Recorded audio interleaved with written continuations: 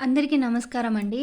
కృష్ణాపురంలో ఉండే vice president అనే ఆమె, వాళ్ళ కొడుకు భాష అనే వ్యక్తి, సైసా వాళ్ళ చెల్లెలు కలిసి సైసాని 10వ తారీఖు కృష్ణాపురానికి రప్పించి, ఇద్దరూ కలిసి కావాలని నా జీవితంతో ప్లే గేమ్స్ ఆడి, నా జీవితానికి తను అంతకు ముందు రోజే పోలీస్ స్టేషన్‌లో సీఐ సార్ ముందు నేనెవరిని చేసుకోను, ఈ కేసులు అయ్యేంత వరకు అని చెప్పి కూడా కృష్ణాపురానికి వెళ్ళడం జరిగింది. అంటే పోలీసులోళ్ళ మీద విలువ లేక, చెప్పిన మాట నిలబెట్టుకోలేక ఎవరి కోసం వెళ్ళాడు అంటే ఇందులో పాత్రులెవరు, సూత్రధారులెవరు?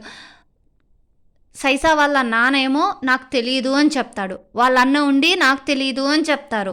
మేము ఇంటికెళ్ళి సైసా వాళ్ళ నాన్నని అడిగితే కూడా వాళ్ళమ్మ నన్ను ఇంట్లోకి తీసుకొని వెళ్ళారు. ఇంట్లోకి తీసుకొని వెళ్ళి కూడా అమ్మ మాకు తెలీదు తను ఎక్కడికెళ్ళాడో అని చెప్తారు. అంటే ఏంటి దీని వెనక ఎవరెవరు గ్యాంబ్లింగ్‌లు ఆడుతున్నారు? ఇంకెంతమంది ఆడపిల్లల జీవితాలు నాశనం చేయాలనుకుంటున్నారు వీళ్ళందరూ కలిసి? కృష్ణాపురంలో షఫీ అనే వ్యక్తి స్టార్టింగ్‌లోనే వెళ్తుంటే తనకొక హోటల్ ఉంటది. ఆ హోటల్ పర్సను సున్నిపెంటకి రావడం జరిగిందంట. అతను ఇక్కడ ఎంక్వైరీ చేస్తే ఎవరూ కూడా చెప్పలేదంట. అంటే అతనేమన్నా చిన్న పిల్లవాడా? అంగన్‌బడి స్కూల్‌కెళ్ళో లేకుంటే ఏమన్నా ఎక్కడికన్నా వెళ్ళి చదువుకునే ఏమన్నా లిటిల్ బిట్టా? ఎందుకు తెలియదు? అప్పుడు తెలియనప్పుడు ఎక్కడికన్నా ఎవరైనా నియరెస్ట్ పోలీస్ స్టేషన్‌కెళ్ళి ఇతని మీద ఇన్ని అలిగేషన్స్ వచ్చినాయి, ఎవరు ఇతను ఏంటని ఎంక్వైరీ చేసుకోవాలి కదా! చేసుకోకుండా ఎంబడే టెంపుల్ కూడా అయిపోయినాయంట, ఎంబడే అన్నీ అయిపోయినాయంట. ఏంటి గ్యాంబ్లింగ్‌లు అసలు? ఏం జరుగుతుంది? అంటే ఎంతమంది ఆడపిల్లల జీవితాలు నాశనం చేయడానికి కంకణం కట్టుకున్నారు సైసా గారు? నాకు అర్థం కాక.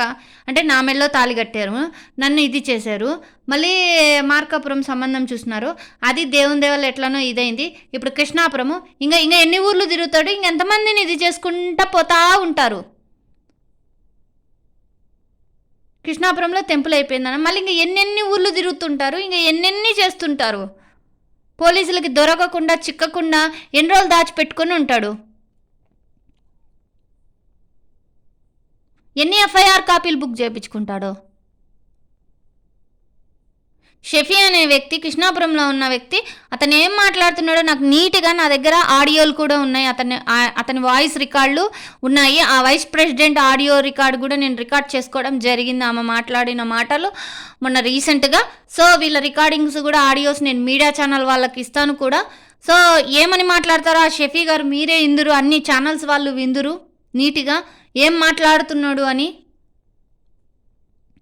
అంటే ఆడపిల్లలు అంత చీప్ అయిపోయినాం.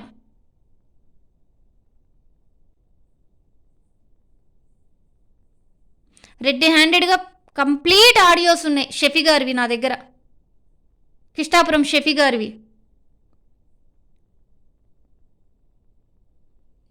ఆ వైస్ ప్రెసిడెంట్ అనే ఆమెకి ఆడపిల్లలు ఉన్నారో లేరో నాకు తెలియదు కానీ ఏం మాట్లాడుతున్నారో కూడా అర్థం కాదు. ఆ భాష అనే వ్యక్తికి పిల్లలు ఉన్నారో లేదో తెలియదు కానీ ఇంత దుర్మార్గమైన ఇంత చీటెడ్ పనులకు తెగబడి ఉన్నారు.